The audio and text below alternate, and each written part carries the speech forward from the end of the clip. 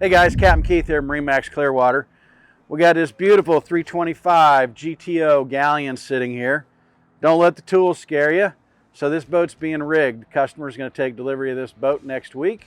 And we just thought we'd kind of take this opportunity to take a walk through our yard and just show you the MarineMax advantage and what you get and what our techs are doing to keep you guys out on the water.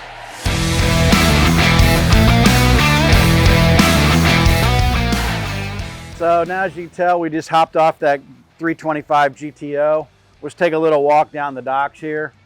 We got a 44 Aquila that's new in here getting rigged. Another 510 Sky Galleon on down the way. Service docks on the water allow us for the bigger vessels to come in that we can work on them and or prep them and get you back out on the water if you need service.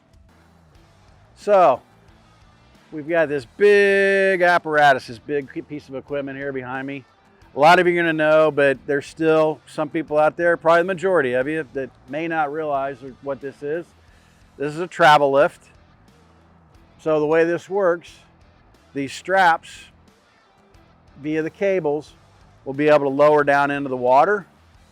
We'll pull a boat in between them, and then as the boat gets in there, we'll stop the boat, pull back on the cables, they go up. The straps are going to hug the belly of the boat, pick it up by the keel, and be able to lift the boat up. And then once it's up out of the water, then we can drive this forward and go up in here, back in, put blocks under it, put stands under it, release the straps, and stand the boat up on the land. So, and then, the obvious benefit of having one of these travel lift machines at a location or our location is that we can get the larger vessels out of the water. A fork truck, you're limited to the size of the boat. This is just going to be limited to what your weight capacity is and how wide the hole is here, the lift, the gantry to get your boat in and out of here.